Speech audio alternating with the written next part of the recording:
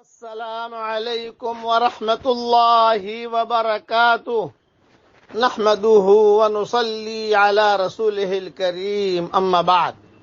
آج کا سبق سن لیجئے۔ آج کے سبق کی سرخی ہے سخاوت سے دوستی کیجئے، پارٹ نمبر 51۔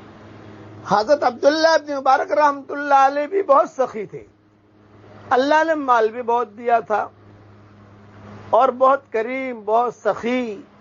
حج میں جب جاتے تھے تو اپنے ساتھ کافی مال لے کر چلتے تھے، اور جہاں جہاں سے گزرتے حضرت عبداللہ ابن مبارک رحمۃ اللہ علیہ، وہاں بڑے بڑے قافلے جمع ہو جاتے عبداللہ ابن مبارک کا درس سننے کے لیے، کہ بڑے عالم تھے اور امام ابو حنیفہ کے خاص شاگردوں میں سے تھے۔ امام ابو حنیفہ کے 50 شاگرد تھے، ٹاپ 1 جو ہے ان کے 50۔ 19ویں نمبر پر حضرت عبداللہ ابن مبارک کا نام تھا، 19ویں نمبر پر۔ پہلے نمبر پر قاضی ابو یوسف کا نام تھا، دوسرے نمبر پر امام محمد کا نام تھا۔ تو یہ عبداللہ ابن مبارک جو ہے جب حج میں جاتے یا عمرے کے لیے جاتے تو خوب خرچ کرتے جاتے، جہاں سے گزرتے تو وہاں لوگ جمع ہوتے، تو ظاہری بات ہے کہ لوگ جمع ہوتے تو لوگ تو ان کو خرچ کرنے دیتے نہیں تھے، سب ان کا اکرام کرتے تھے حضرت عبداللہ ابن مبارک رحمۃ اللہ علیہ کا۔ یہاں اتنا بڑا مجمع ان کا بیان سننے کے لیے آ جاتا تھا، نام سنتے ہی کہ عبداللہ ابن مبارک آ رہے ہیں، مرد عورتیں بچے چھوٹے، بھئی ہمارا استاد ہے، انہوں نے ہمیں سبق دیا ہے، ہم نے ان سے حدیثیں پڑھی ہیں، جمع ہو جاتے تھے۔ ایک مرتبہ ہارون رشید اور زبیدہ یہ سب بیٹھے ہوئے اور بہت بڑا مجمع جمع ہوا، تو ہارون رشید کو فکر ہوا کہ پتہ نہیں کون ہے یہ آدمی، اتنا بڑا مجمع جمع ہو گیا ہے، بھئی تحقیق کرو کون ہے۔ پتہ چلا کہ ابن مبارک ہے۔ تو زبیدہ نے کہا کہ ہارون رشید، ایک حکومت آپ کی ہے اور ایک حکومت ان کی ہے۔ آپ کی حکومت لوگوں کے جسموں پر ہے اور ان کی حکومت لوگوں کے دلوں پر ہے۔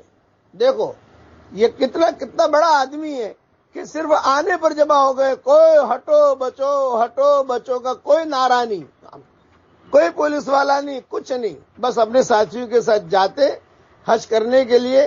تو ایک مرتبہ جا رہے تھے، راستے میں کسی جگہ انہوں نے دیکھا کہ کوئی جوان عورت ہے، خوبصورت ہے، وہ کوڑے کباڑے میں سے کوئی چیز چن رہی ہے، کوئی چیز لے رہی ہے۔ چنانچہ تحقیق کی تو اس نے کہا میں فلاں گھرانے کی ہوں، لیکن مجھ پر حالات ہیں، میں جو ہے کوئی خرچ نہیں کر سکتی، بچوں کے اوپر چھوٹے بچے ہیں، اس لیے میں یہ اپنا کام کر رہی ہوں، تو کوئی چیز مجھے مل جائے اس میں سے تو اس کو صاف کر کے میں جو ہے اپنی زندگی گزار رہی ہوں۔ عبداللہ ابن مبارک نے اپنا سارا مال اس عورت کو دے دیا، جو حج کا خرچہ تھا وہ اس کو دیا اور واپس آ گئے۔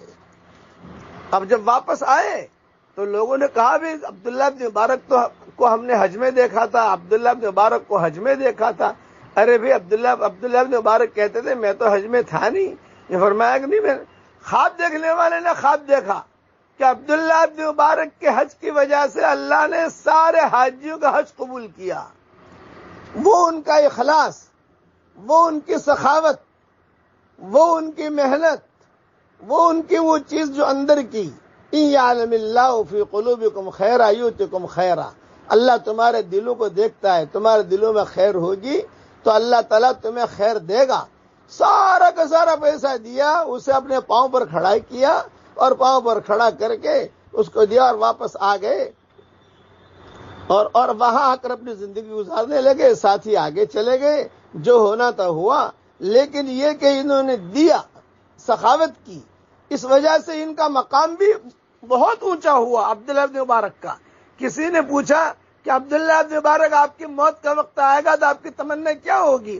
تو انہوں نے کہا بھئی میری تمنا یہ ہے کہ من کان آخر کلامہ لا الہ الا اللہ دخل الجنہ، اتنا پڑھا، میری تمنا یہ ہے میری موت کا وقت آئے میں اتنا پڑھوں اور دنیا سے چلا جاؤں۔ بس اتنا پڑھا اور پڑھتے ہی ان کا انتقال ہو گیا عبداللہ ابن مبارک کا۔ ایسے لوگ تھے۔ سخاوت سے دوستی کیجئے، سخاوت سے دوستی کیجئے۔ اب پڑھیے میرے ساتھ، اللہم انی اعوذ بک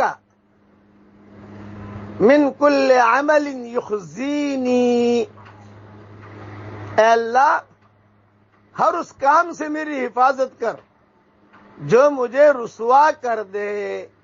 یہ دعائیں بھی حدیثوں میں آتی ہیں۔ اللہ تعالی ہم سب کو دونوں جہاں میں ہم سب کو اللہ کامیابی عطا فرمائے، آمین۔ وآخر دعوانا ان الحمد للہ رب العالمین۔